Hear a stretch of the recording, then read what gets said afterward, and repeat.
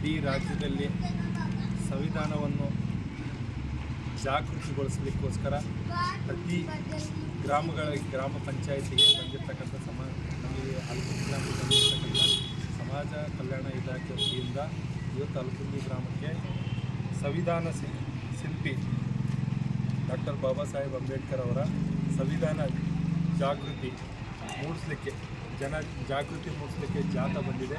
ಇವತ್ತು ನಮಗೆ ತುಂಬ ಸಂತೋಷದ ವಿಷಯವಾಗಿದೆ.